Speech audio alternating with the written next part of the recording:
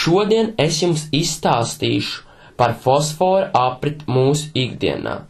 Visi mēs droši vien mazgājam drēbes, bet kādu pulveri jūs izvēlaties?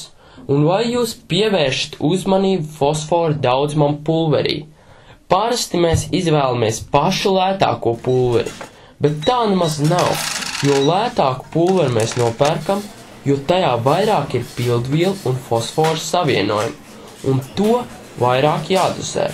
Tātad tas nozīmē, ka tas nav lēts un rada slodzi videi. Ideāli ir iegādāties pulveri, kurš ir gana lēts un arī dabai saudzīgs. Ieteicami ir bioloģiskie pulveri, taču tiem ir salīdzinoši liela cena.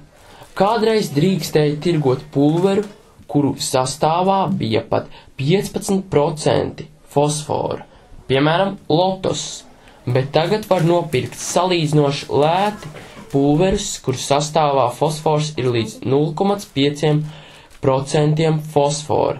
Visvairāk fosfora ir trauku mazgājumās mašīnas tabletēs, pat 30%. Fosforu pulveros lieto ūdens mīkstināšanai.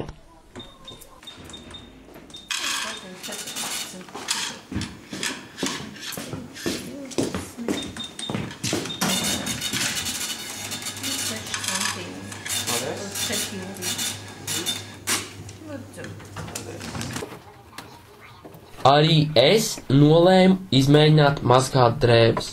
Vispirms drēbes ieliku veļas mašīnā, un tad, pārstāvot 49% viļķeniešu, iebēru veļas pulveri uz acu mēru. Jāatzīst, ka man īpaši labi nesanāca, un ierunājās mana sirdsapziņa. Es zināju, ka pulveris jāber ar noteiktu mēru, tādēļ nākamajā reizē es rūpīgi bēru pulveri mērtraukā, kā to dara 51% viļķeniešu.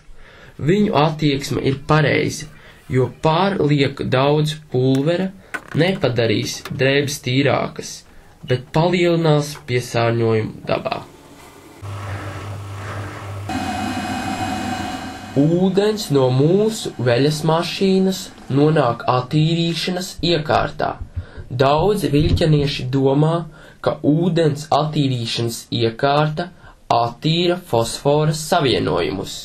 Jā, tā attīra, bet tikai 50%.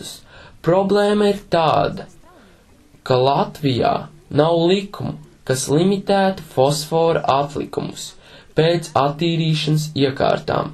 Līdz ar to ļoti liels daudzums fosfora savienojumu ieplūst un ieplūdīs ūdens tilpnēs. Diemžēl viļķenes ūdens attīrīšanas iekārtai ir savienojuma grāvis, kurā ieplūst attīrītais ūdens un aiztek uz dzirnupīti. Šis grāvis ir aizaudzis ar vecās attīrīšanas iekārtas radītajiem duļķiem. Dzirnavu dīķī ir sāksies eitrofikācija, jeb dīķa aizaugšana, kuru ir izraisījis fosfora uzkrājums ūdenī.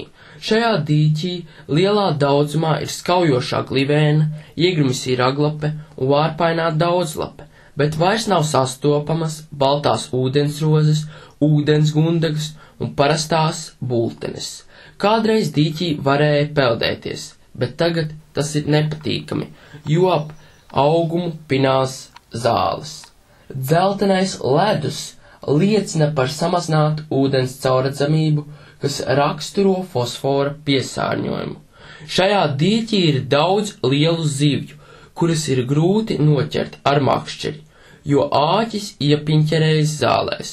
Mana opja dīķis ir kā filtrs ūdens ceļam uz Baltijas jūru.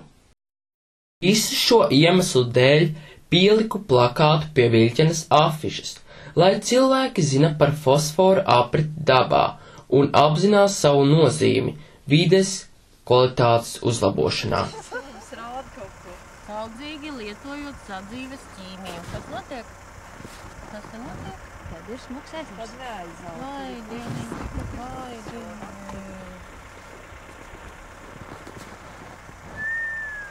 Nu, vai salieti?